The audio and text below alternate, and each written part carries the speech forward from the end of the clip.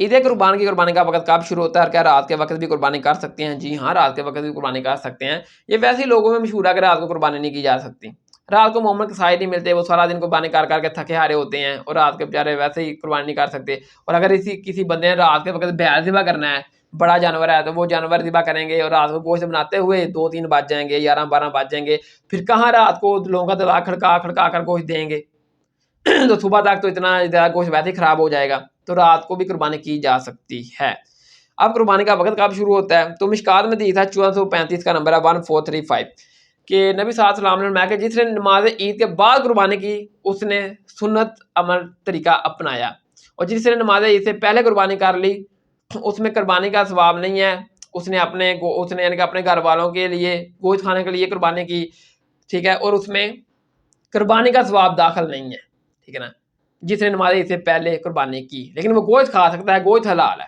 ایک اور حدیث ہے مشکات میں 1436 کا نمبر ہے 1476 کہ نبی صلی اللہ علیہ وسلم نے نماز عید پڑھائی تو ایک صحابی نے عید کی نماز پڑھنے سے پہلے ہی قربانی کر لی. تو نبی صلی اللہ علیہ وسلم نے فرمایا کہ اب تو ایک اور قربانی کر جو نماز عید کے بعد ہے، کیونکہ جس نے نماز عید سے پہلے قربانی کی اس کی قربانی میں قربانی کا ثواب شامل نہیں ہے. گوشت حلال ہے، وہ کھا سکتا ہے، لیکن جو قربانی کا ثواب حاصل کرنا چاہتا ہے وہ عید کی نماز پڑھنے کے بعد ہی اپنا جانور ذبح کرے. تو نبی صلی اللہ علیہ وسلم نے اس کو حکم دیا کہ تم اب ایک اور جانور ذبح کر عید کی نماز کے بعد.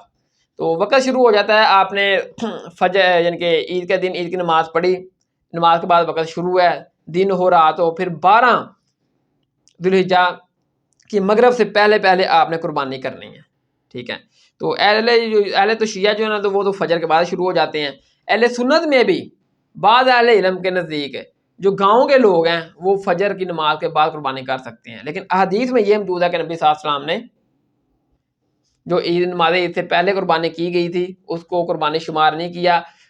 آپ نے فرمایا کہ وہی ایک قربانی قبول ہوگی، وہی قربانی ہے جو نماز عید کے بعد جانور ذبح کیا جائے گا. ایک صحابی نے کیا تو نبی صلی اللہ علیہ وسلم نے اس کو حکم دیا کہ تو دوبارہ ایک اور جانور ذبح کر نماز عید کے بعد، وہی اصل قربانی ہے.